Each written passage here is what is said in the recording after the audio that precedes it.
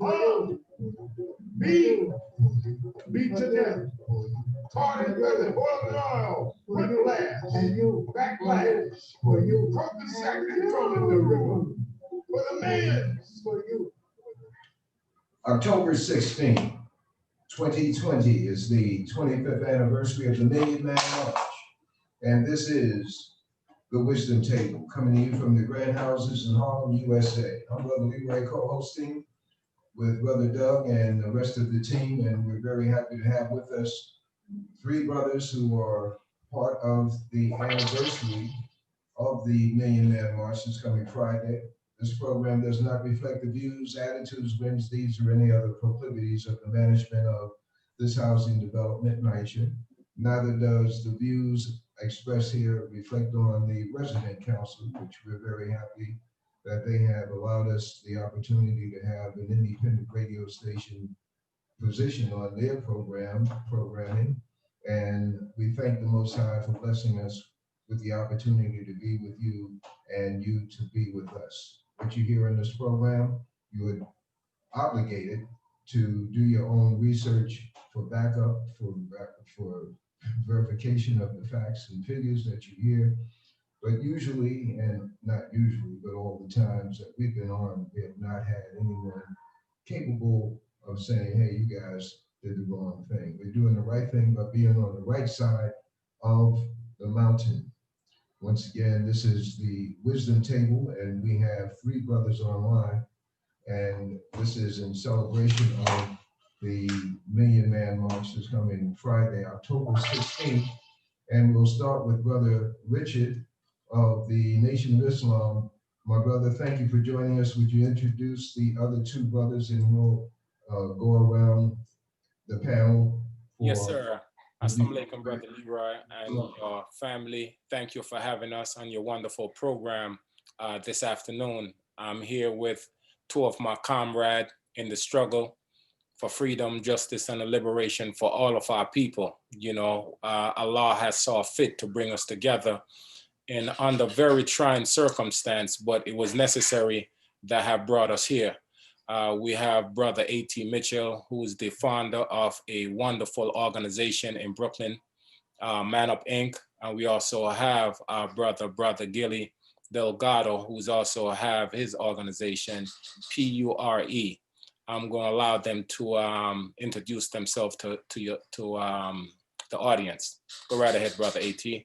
Yes, good evening all, and it's a pleasure to be on the show with you, Brother LEROY, as well. Thank you to my co-captains and co-organizers, Brother Richards, and of course my brother Gilly, for being again together. We have been spending a lot of time these last several months organizing for this momentous occasion that is a historic reminder of all, I believe is the biggest march ever in the history of the American history books to ever existed, the Million Man March. And now we're here at the 25th anniversary of it. We're very excited to have our organizing efforts collide and to correspond with that historic day. So it's a pleasure to be on your show. Thank you for having me, Brother Gilly. What's up, man? Thank you, Brother A.T. and Captain Richard, my comrades. I want to say thank you to the brothers that's welcoming us to their platform. My name is Gilly Delgado. I do the Cure Violence. I'm from the Bronx, well, from the whole 5 boroughs. I walk the whole 5 boroughs every day. I'm actually in Harlem right now. The name of my program is PURE. It stands for Power or Peace, Unity, Universal, Righteousness, and Equality. And just want to say thank you once again. And this is indeed a unique situation, brothers, Brother Richard, Brother Gilly, and Brother Mitchell, because the Million Man March, it will not be recognized in history if we, Black folks, don't talk about it. This is the most extraordinary event to take place in America.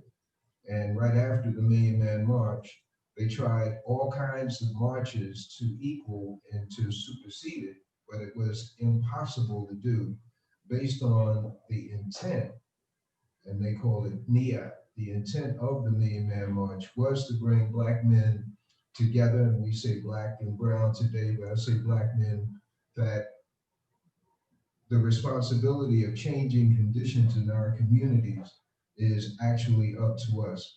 And this, I understand, is the purpose of this particular event, October 16th, this Friday, 2020. So we're going to start with Brother Richard, and then we're going to go to the other brothers. My question to Brother Richard is, why is this important at this particular time and the context in which it happens to occur today, the celebration, the recognition of the Million Man March? Thank you, Brother Leroy. In May, we saw the killing of our brother, George Floyd Jr. For some reason, it resonated. He was not the first. He was in a line of many who were killed.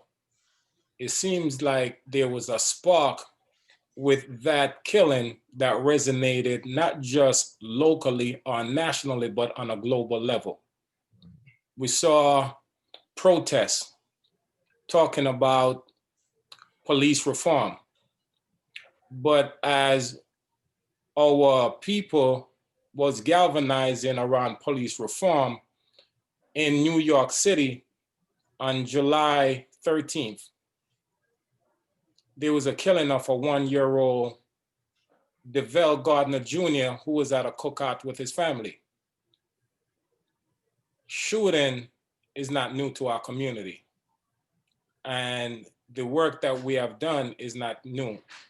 We've been working individually. I've heard about Man Up. I've met Brother AT.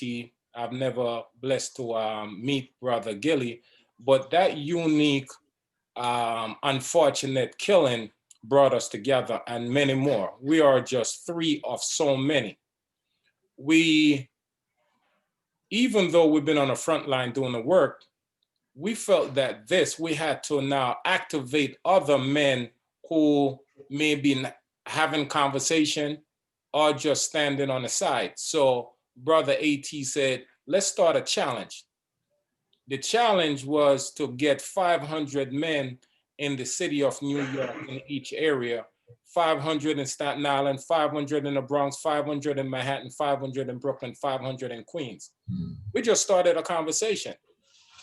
And as Allah saw fit, we've been on Zoom call with brothers with different organizations, some belong to, some without, and just having a conversation. And unbeknown, October the 16th just came up. And in Powerville, we was on a conference call, and I think it was Brother AT. Brothers been asking, when are we going to put boots on the ground to speak? And after about 13 weeks, we decide, like the stock market, let's go public. So what day would befit in a setting like this to talk about stop the killing? Men being responsible in their community than the historic Million Man March.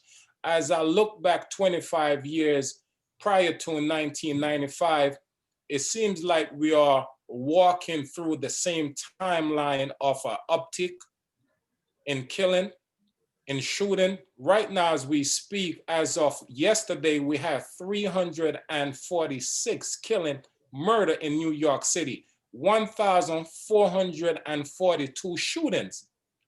Those numbers is so alarming. They have increased since last year to the proportion of maybe 400%.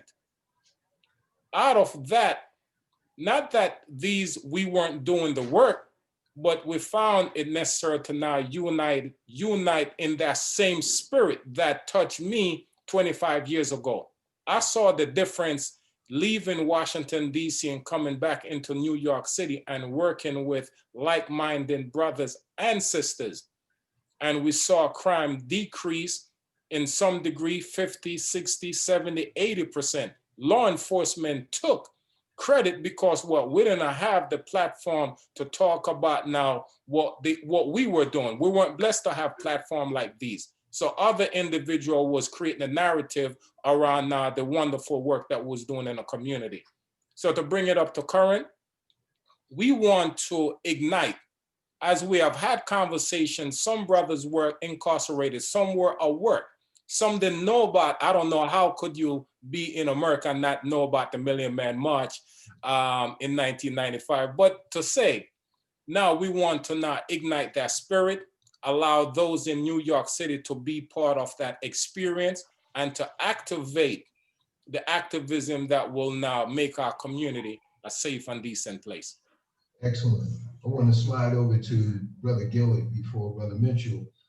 Brother Gilly, the inclusion and the voluntary inclusion of our brothers from the Latino segment of the New York City audience is admirable and definitely on time, because basically the only difference is origin in terms of stopping off in the Caribbean and the language differences, but the culture, the religions, the drums, etc., the abuelas is all the same.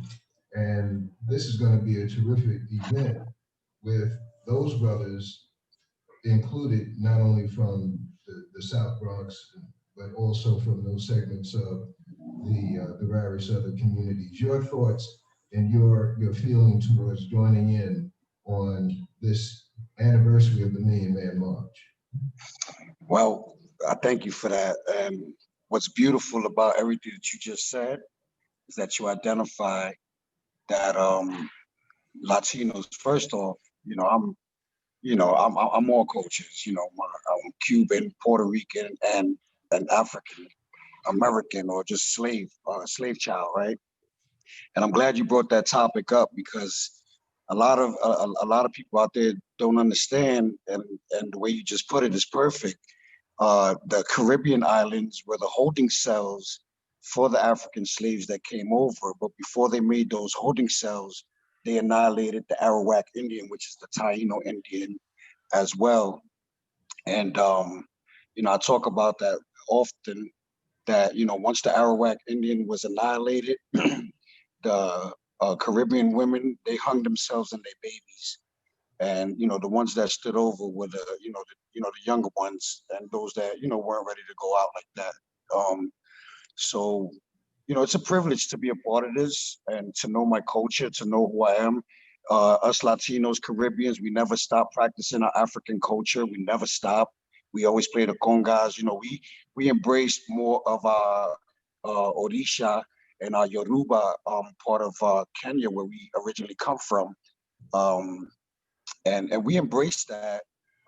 But what happens is that through the Spaniard, which is the European that brought us over on those ships, they indoctrinated their system to the majority of us, and some of us stood with it, and some of us really relate to who we really are.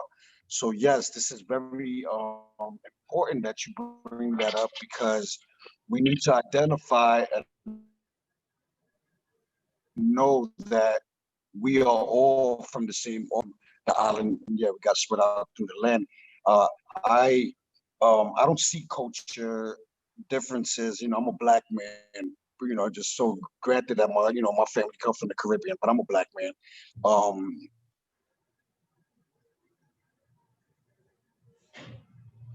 Okay, all right.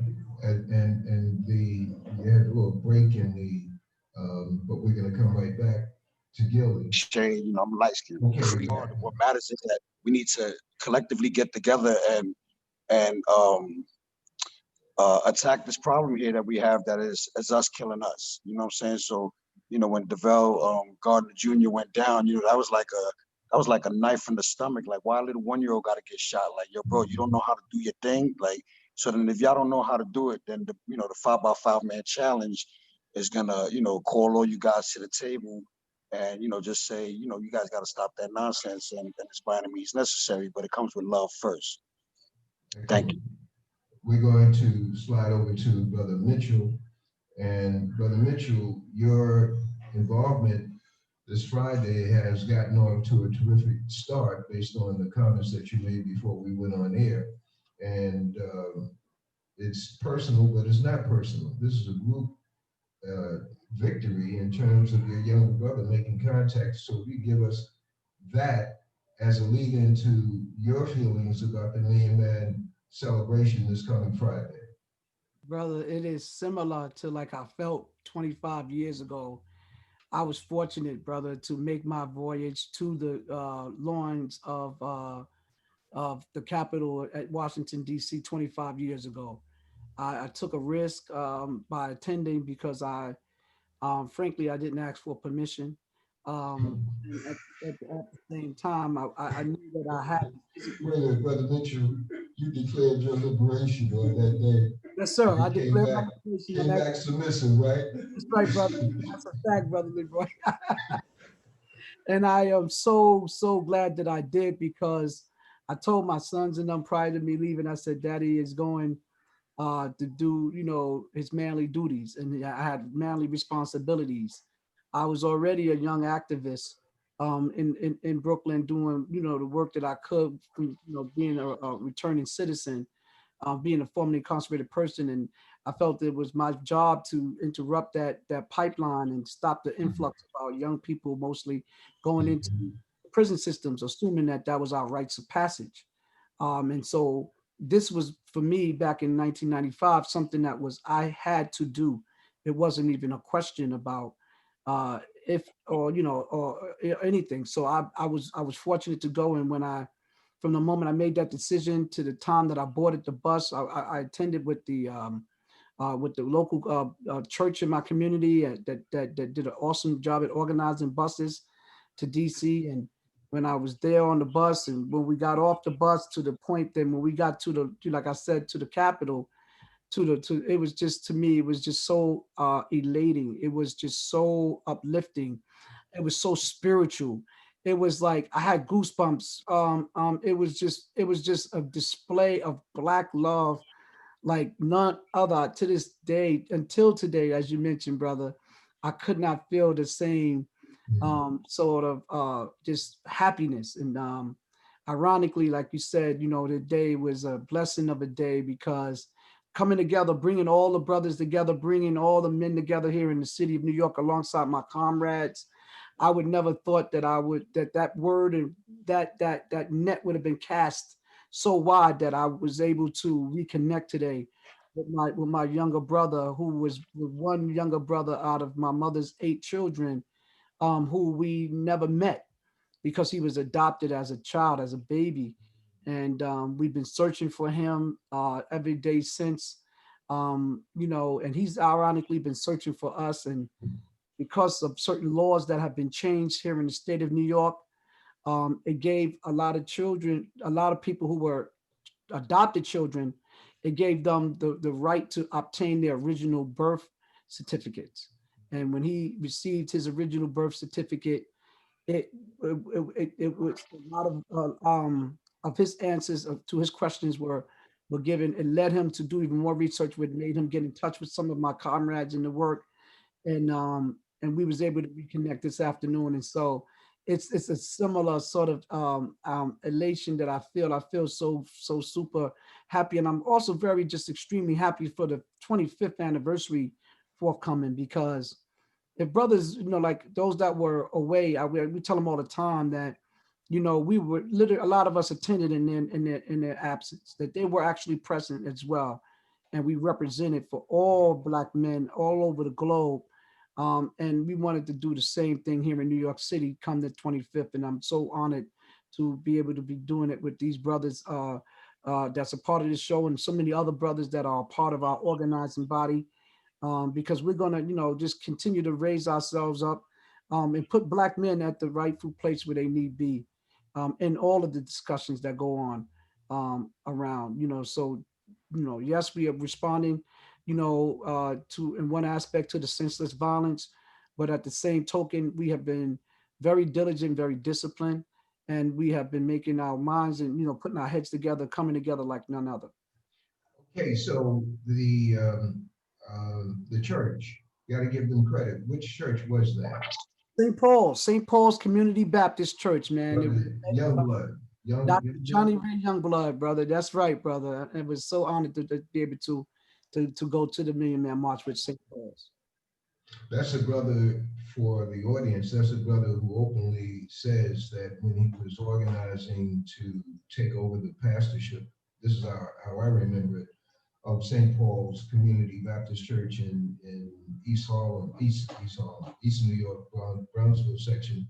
He studied the Nation of Islam as to why the Nation of Islam was able to attract so many men, and he began to construct a ministry that would intentionally include more men, not more men, but be attractive to men, black men, to be a part of that church. And his Ma'afa and the other programs that he had started at St. Paul's Community Baptist Church did indeed and does still maintain a heavy men presence. And he's one of those ministers we call a conscious minister.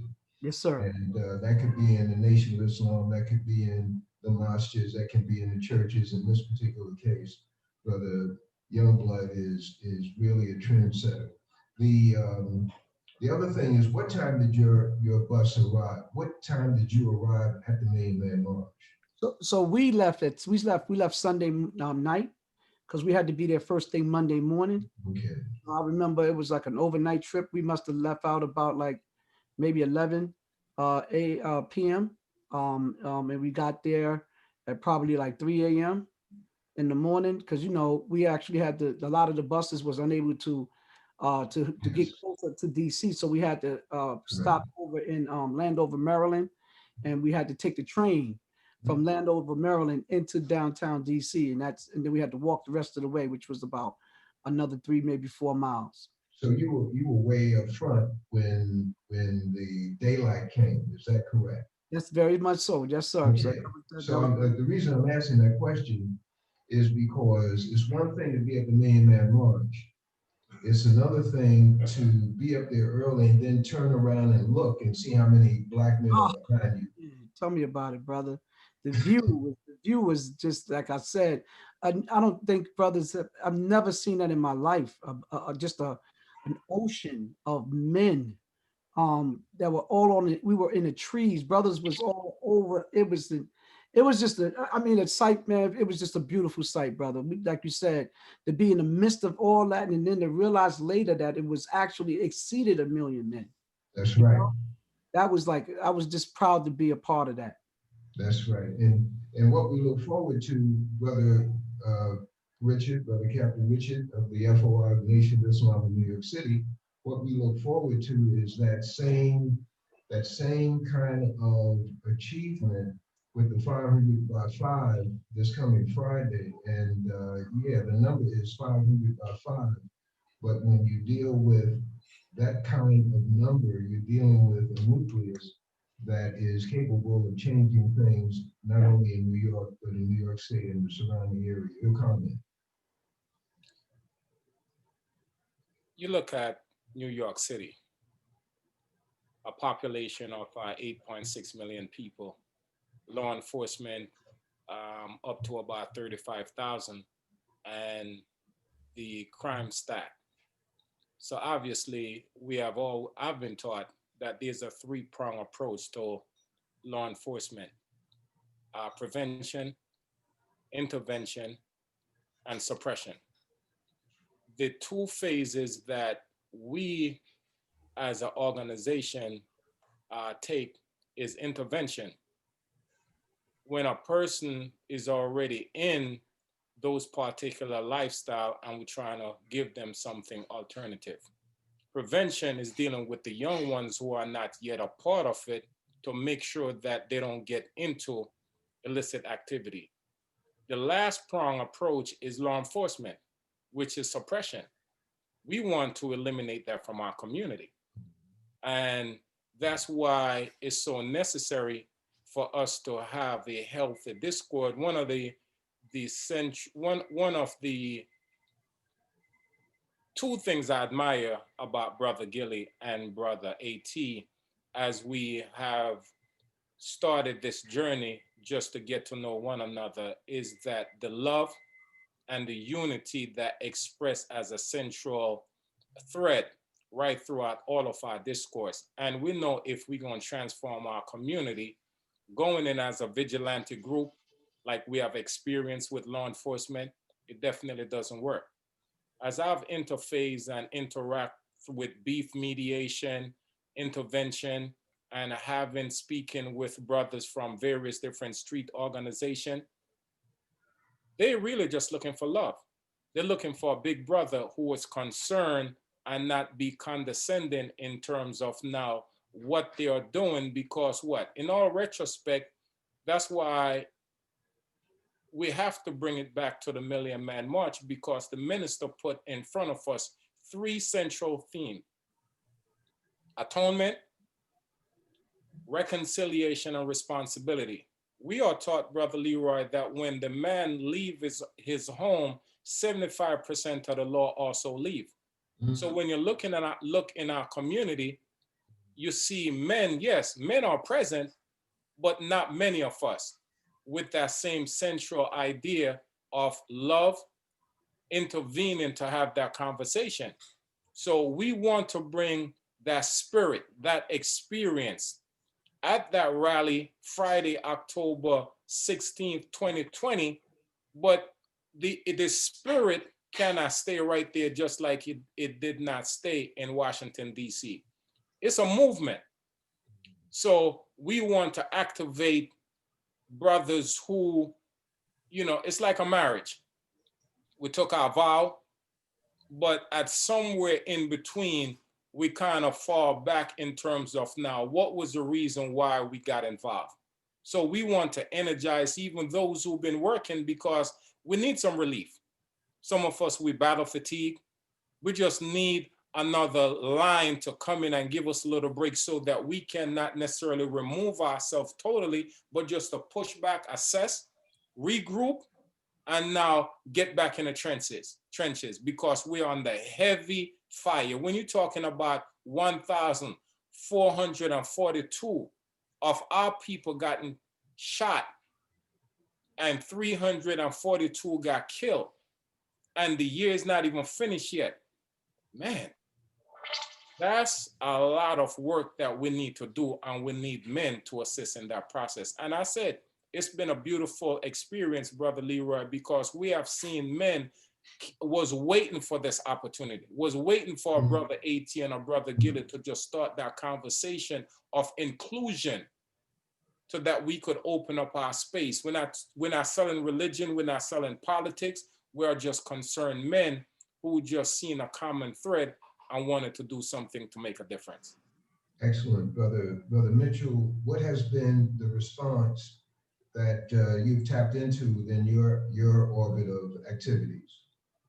Oh man, this has been it's been an outstanding response. We've actually been able to exceed the 5 boroughs. We've been in these last several months been having these conversations with brothers outside of the city of New York. Or we've been having brothers from Milwaukee, Wisconsin, brothers from Chicago, Illinois, and brothers from Long Island and from Jacksonville, Florida. It's been so many other brothers that are excited about what we're doing. But here in the 5 boroughs, it's been a very, very positive response we've gotten from all the 5 boroughs. We have a lot of other organizing leaders of ours that are part of our citywide efforts, who head the boroughs, and like Brother Gilly and others up in the Bronx, and our brothers Hassan and Brother Forrest and others from and Brother Omar and them from in Harlem, down to the Furtado brothers in Queens, and the King of Kings Foundation, and Fathers Alive in the Hood, and the 100 Suits. There's so many different organizations in other parts of Brooklyn, as well as in Staten Island. So we've gotten an overwhelming response. Awesome. We've been very fortunate that everybody has been on board.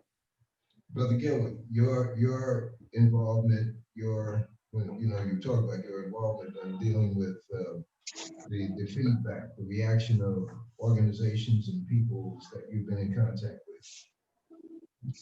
Yeah, well, basically just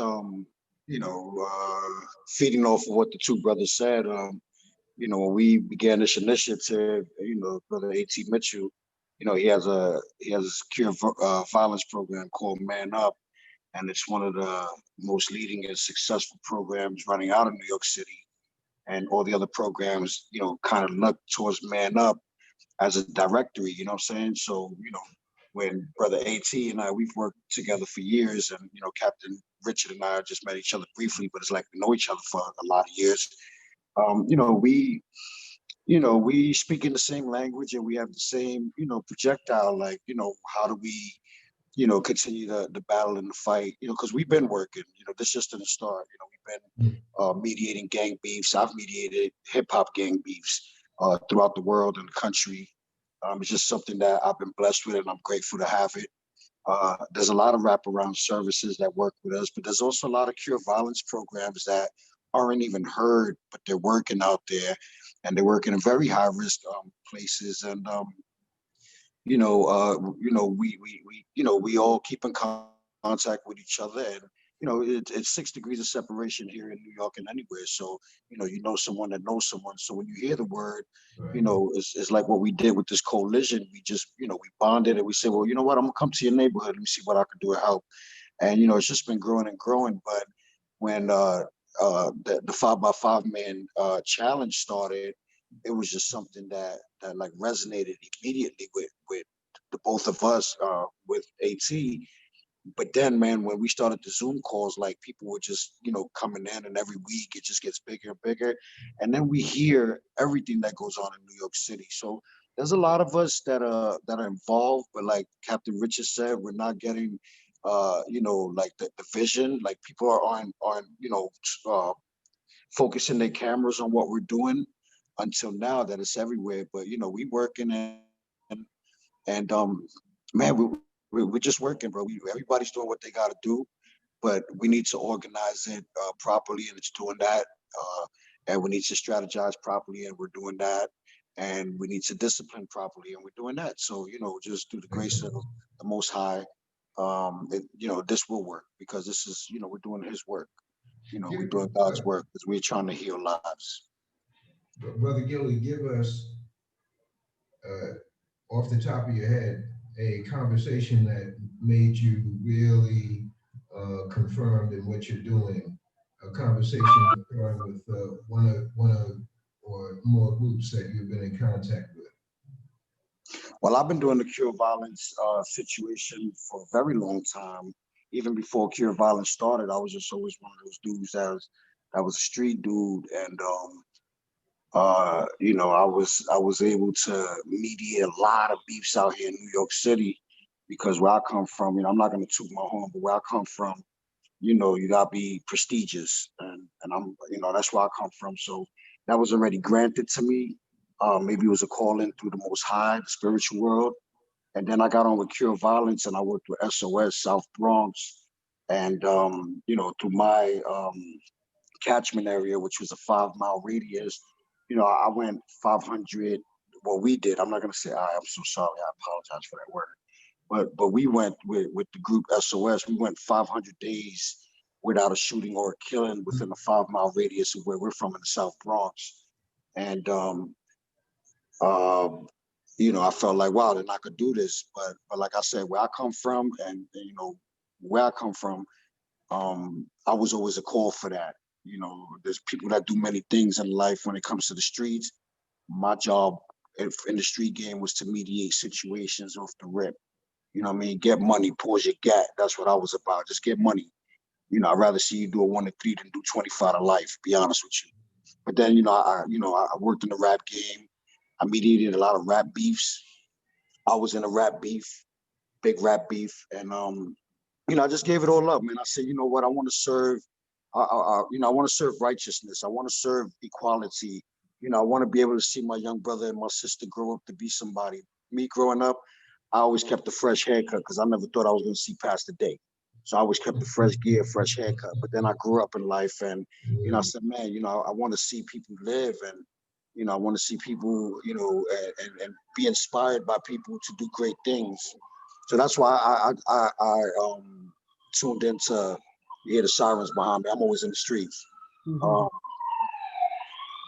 That's cool. That's cool. Keep on going. Yeah, but that's good. That's confirmation in Islam. When you hear sirens, brother, ain't lying. That's confirmation. And I'm self-taught Muslim 35 years. You know what I'm saying? I read Quran, I read Bible, I read everything. I just read, because I'm a humanitarian. And when I figured out what was I going to be in life, as I grew up and grew older, and surfaced the world, and been around the map a couple of times. I said, man, I just want to be a humanitarian.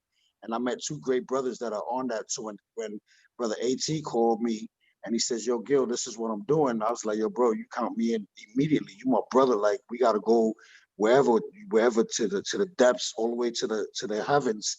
I'm rocking with you because you're a great man. And you know, you know, the eyes don't lie when you talk to somebody. So when you look at a man in his eye and he's sincere, you already know, yo, that's a ride or die. So, you know, we, you know, like you said, we ride or die, you know what I mean?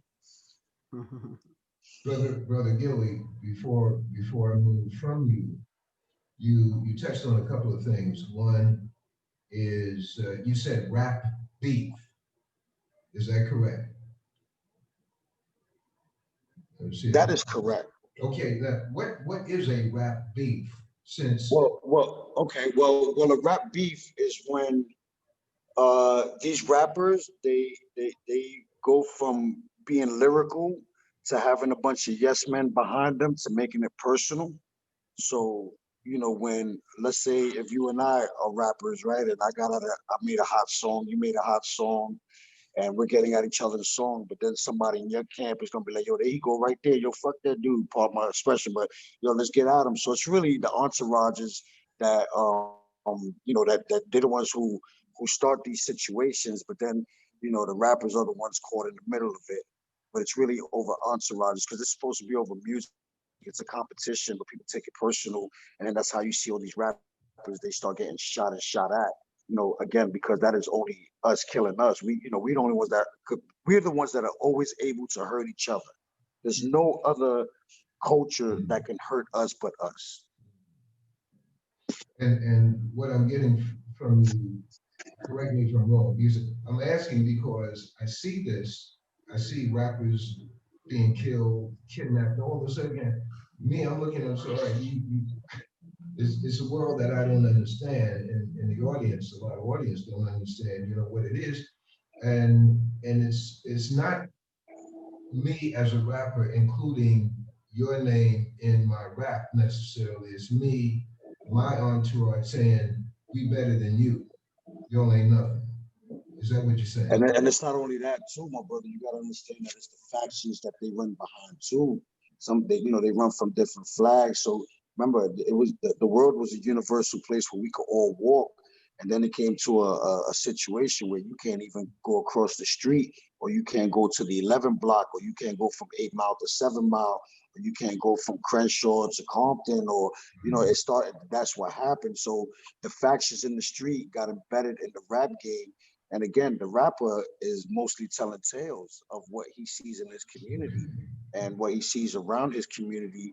But then those people that are with him, the entourage, you know, they, when the lights get brighter, you know what I'm saying? You know, people start to get blinded by the lights. So now they start feeling themselves and they forget who they are, how they got there, and where they come from. And then when they do get that, instead of uplifting where they come from and who they are, they go back to where they come from, and then they destruct it and destroy it even more.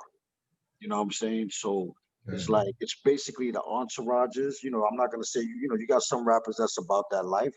Like I was watching the Shine interview yesterday, and they asked Shine, yo, did you really, like, was you thinking of shooting that dude? And he said, nah, I knew the dude was a killer, so I knew when he got at my face, I already knew what he was gonna do to me. So I was more scared for my life. So I had to hit him. You dig what I'm saying? So it's like, you gotta understand the type of brothers that are out there, and then these rappers, they making this money and they're making it rain instead of going back to those high risk individuals in their community and say, yo, here, man, open up this community center. Here, I got 100 bands. Here's open up this. Look, I got a $300,000 chain on my neck. You know what? I don't need this. Let's open up something for the community, but we don't do that. They get a panorama. They get the Ferraris, they drive it into a community where a kid got dirty socks and holy sneakers. And what do you think he's gonna say? You're not giving me none of that, so I gotta eat you. So then that's where it becomes, and that's where it becomes the violence, and then it becomes, yeah, bro. It could just trickle so down so many roads, you know. And what we need to do, and you know, we could also blame the system because that's what they're putting out. You know, when you get your underground rappers, they're not putting out their music. I know a lot of great rappers that have great music, but they're not saying what the public wants them to say you know, so they can make record sales. As we see, most of these Right. rappers are selling records by all they do is promote, you know, the same thing that's been promoted for years: drugs, violence, liquor, women. You know, but in our day, they were putting it like, I want to get out of this. And these days, they're like, I want to stay in this. You know, like popping pills and all that. Like, that's a new narrative for our young That's folk. right. Okay, and each one of you, Brother Richard, Brother Gilly, Brother Mitchell, you all have stories within your office that would keep us transfixed for a number of hours. Um, and this points to the value of bringing your different worlds, your somewhat different worlds together, your focuses.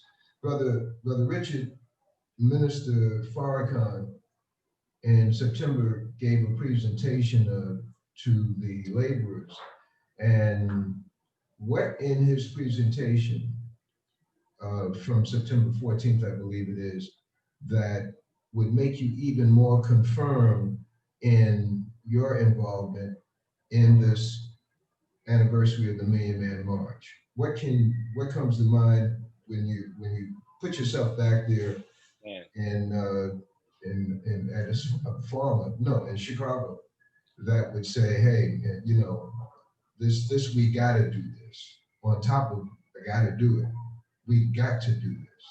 you know, Brother Leroy, the minister opened up the meeting by sharing with us in a room. It was 132 of us who were blessed to meet with him privately. He shared with us how special we were to him. And I'm sitting back just blown away that he didn't say it just in passing. He kind of let it marinate like a good sauce for it to resonate. And he further said, every one of you all in this room are special. And sometimes, you know, we don't look at ourselves in the right way because most of the issues in our community, due to low self-esteem, low self-worth, person feel that they have to overcompensate in many ways. And when I look at the minister work among us, directly have made a difference in my life personally. As I've gotten to know Brother AT, never knew that Brother AT was at the Million Man March, and the same energy and spirit and love that he felt. He came back, the minister instructed all of us to go back and join an organization. Not did Brother only join an organization, he created an organization that have made such an impact in Brooklyn. And unbeknown, didn't even see the magnitude or know of the magnitude in terms of what he was doing. So when we were conversing and I'm listening to the language, and our brother Gilly said, okay, we need to give tough love. And then we define as the conversation was taking place among the 5x5 challenge, the minister language keep resonating was okay.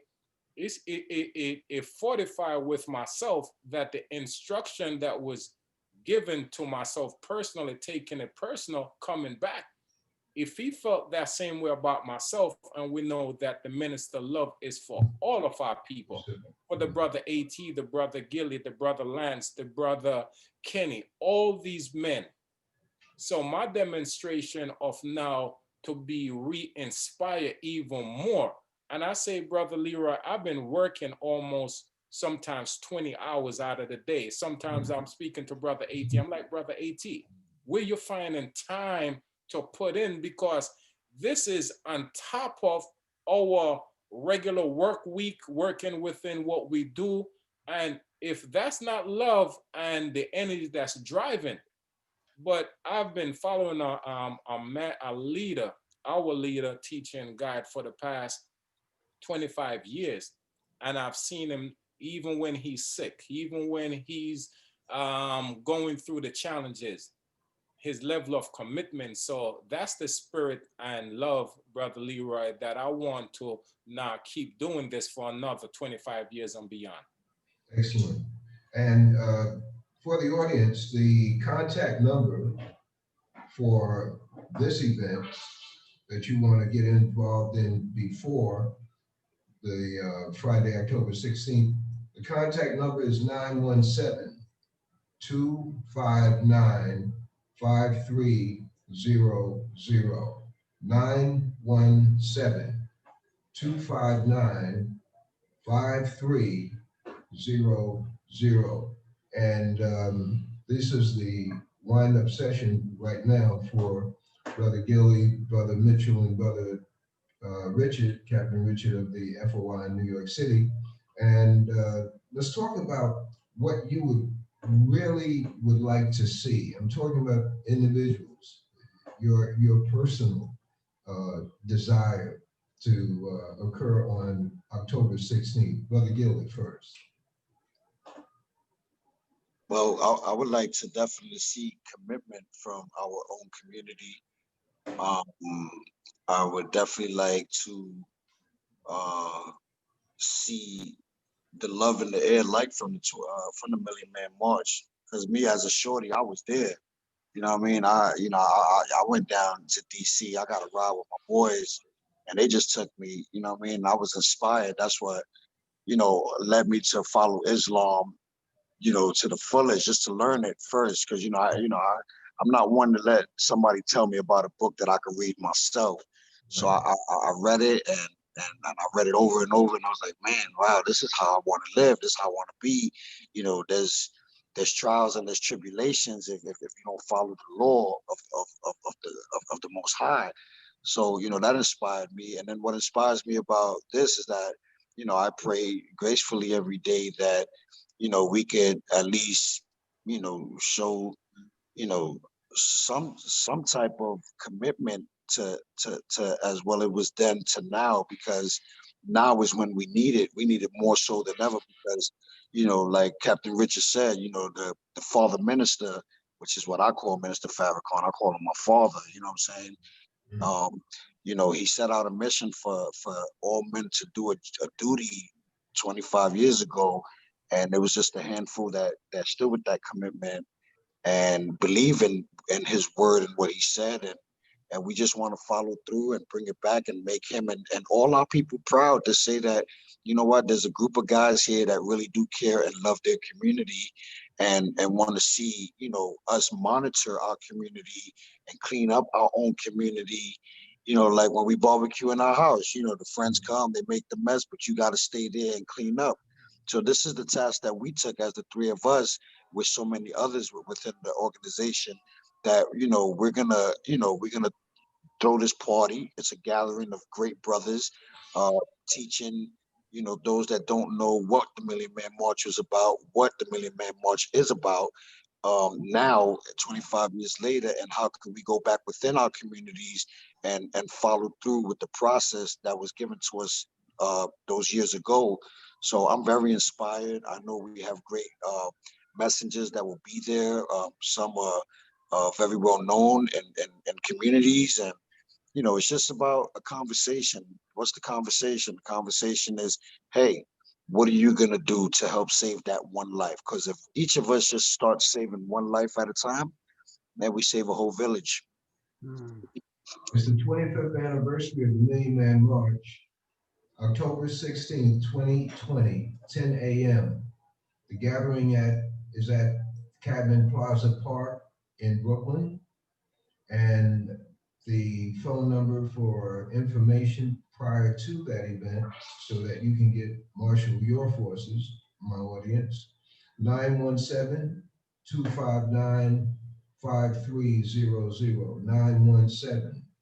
917-259-5300. Brother Mitchell, your commitment, what you personally want to see. Well, I would like to see, honestly, who's going to come out October 17th, because to me, it's an occasion. This is not a movement. This is not a march or a protest. This is a movement. And so this is going to be an ongoing thing. The brothers that you hear speaking, so many others, we've been already committed, and we know that it's like, it's not like on election day who comes out to vote. It's who comes out the day after elections, who come out here to do the work. And what we are hoping that we want to see is other men will be inspired to join in with us, to be able to join us and, get in the mud with us. Roll up your sleeves, and be prepared to be able to do some of the heavy lifting. Because a lot of work needs to be done throughout the city of New York in our neighborhoods, in our small corners of our neighborhood. There's a lot of young people, as Brother Gilly and others have said, that we need to save. It's our job to save them. As Captain Richard said, it's our job to make our community safe. So I would like us to see the same results that we've seen in 95. When we return to our communities, we've seen a reduction in the crime stats. I would love to see that as well. So it's all about who's going to come out, not so much on October 16th, but who's going to come out on October 17th and get busy with us. Excellent. Brother Captain Richard. Man, I definitely agree with my two comrades in terms of now, not just the rally and the march, but it's the movement. This is a protracted struggle. It can become challenging at time, but like every Zoom call that I was a part of, once I finished my regular work, I was able to now link up and link in with my brothers, seeing that I had concerned men, and we had various different discussions. It wasn't about just talking about the work per se. Sometimes it re-energized myself because whether it could be a family challenge that I was dealing with that day, it could have been work related, just to see that I had other strong men committed in the way that I did. That gave me almost like anticipating the next call. So the brothers that's coming have to understand that, we are the only thing that we have. Yes, We sir. are we are our brother's keeper. So when we say getting the work done, sometimes we look at the community and negate that we go through things ourselves, that we just need to know that I could call a brother AT and not just talk about the work itself, but what I'm struggling with, whether it could be something with my children, something with my wife, something with my boss. We have the answers. We don't have to go nowhere. Everything that we need, we have it within ourselves. And that's what I've experienced over these few weeks, just building with comrade, understanding that we are one, we are the same in regardless to what. We don't want to not to be put into a box. He's a Muslim, he's a Christian, well, he's into politics, well, he's into, no, no, no, no, no. We have one common agenda, and that's to show New York City that we are making changes, but we can magnify those changes in our community. So we're asking brothers to come on down, to be with us, to have that experience. Then we could start that conversation on the 17th and beyond, how to now organize our collective effort to make this great impact. It's 500 men by 5 boroughs, 500 per borough, at least, coming out this coming Friday, October 16th, 2020 at 10 a.m. It's the 25th anniversary of the Million Man March.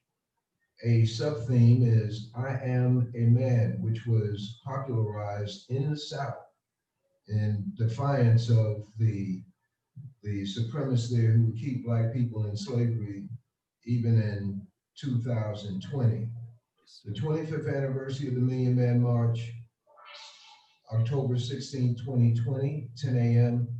The rally is starting at Cadman Plaza Park in Brooklyn, and then there will be a walk over the Brooklyn Bridge. The telephone number, 917-259-5300. 917-259-5300. Brother Leroy always has a question after the last question, and this is a statement question for your response individually. Someone's in the audience are saying, look, man, you can't change these guys. These young people, they are a lost generation. Ain't nothing good can come from them, and you're wasting your time. Your response, Brother Mitchell. I think that they said that they've been saying that about us since the beginning of time. If that was the case, then we should just all pack up and leave.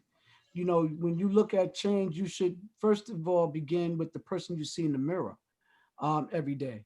When you're looking for a leader, you should look for the person that you see in the mirror every day. But at the same time, when when people are in denial or doubtful about what can happen without it happening, I think that those are persons that just haven't been out here doing the work. They cannot say that if you can't look around and see to your left or your right, and you can see people that are living examples of change. So it's very much possible. Our generation that we have today is no different than the generation that was of yesterday. If you asked our our great grandparents, they probably said the same thing about our generation, and look what happened and look what came of us. And so we just got to have more confidence in our youth, and we just got to be able to be there for them, man. Right now, I think they too are crying out for us, and they're expecting for us to be able to just never leave them. They've been dealing with abandonment, for some of them probably all their lives, and we just need to be there with them throughout the duration of time. Brother, Captain Richard.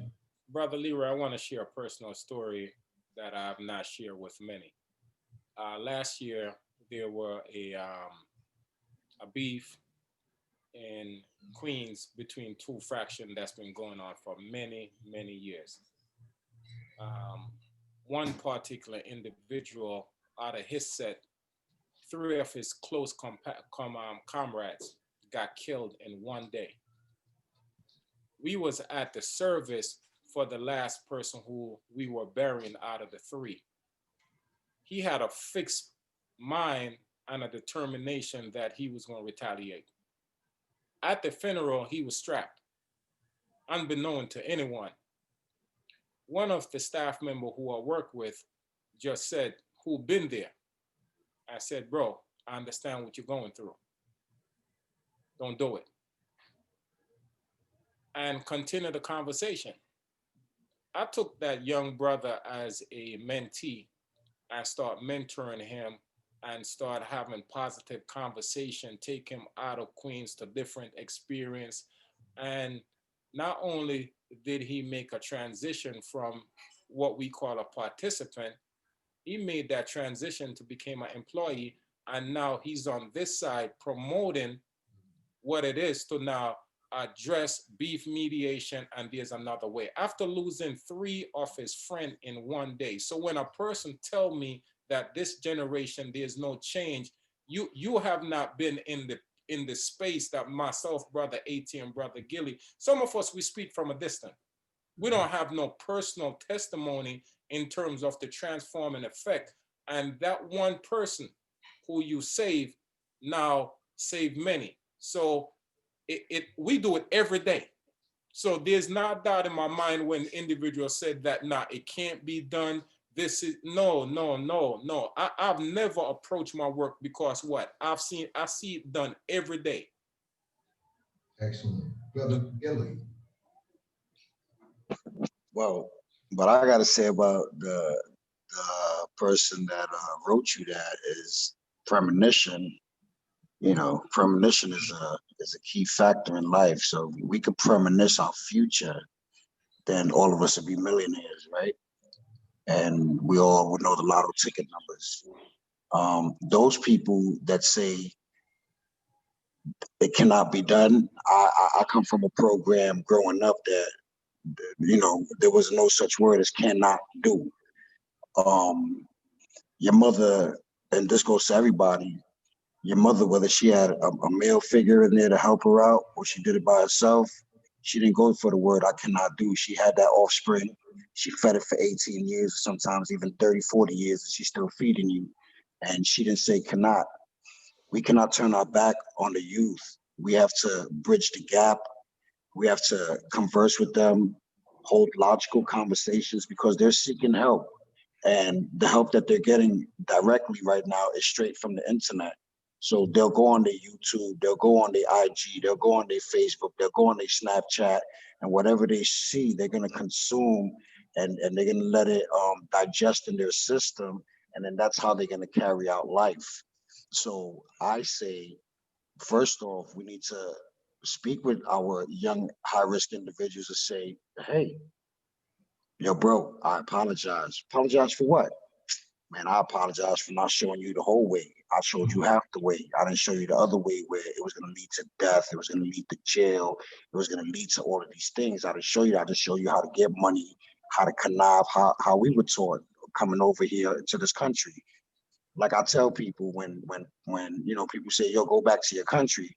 My country is the South Bronx in New York City. So I don't have nowhere else to go. When the police officer tells me get away from front of my building, I tell him I don't got nowhere else to go. This is where I'm from, is where I pay rent. So I apologize to the younger adult.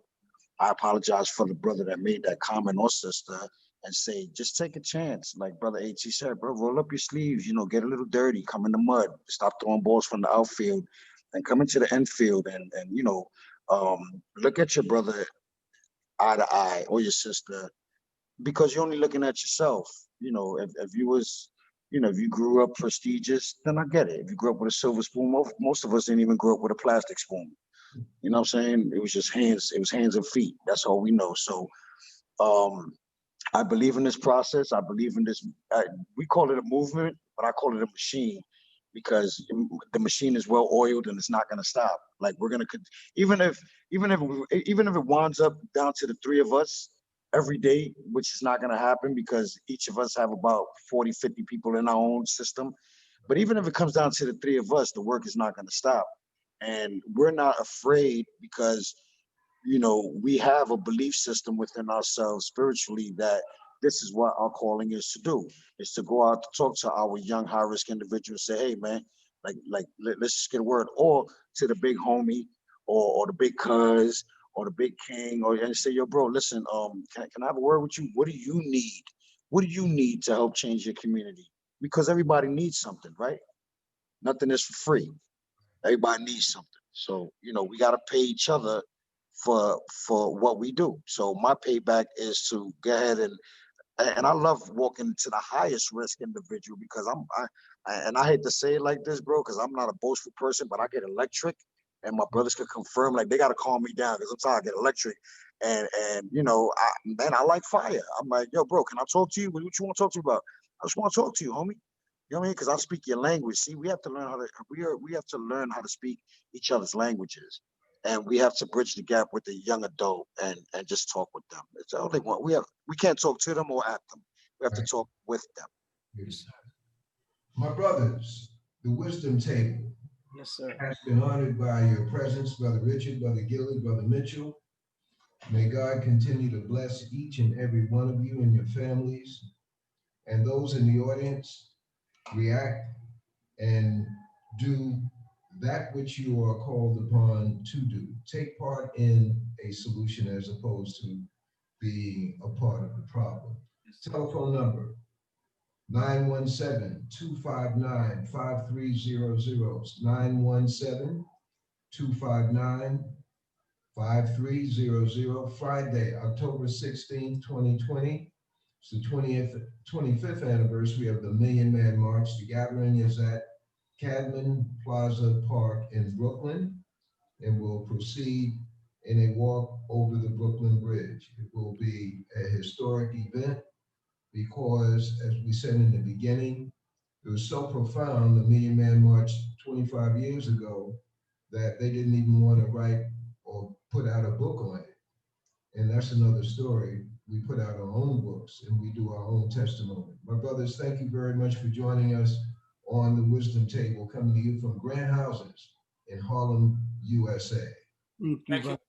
Thank you for having us, Thank brother. you for having us, man. Peace and blessings. Peace. Peace, everybody. Good to see my brother. Salute. Salute.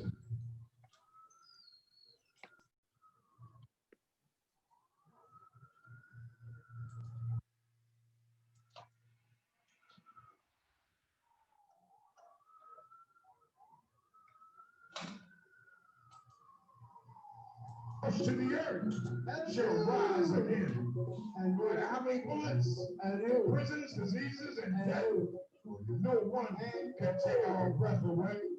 We are here to stay. No matter how much liquor and crap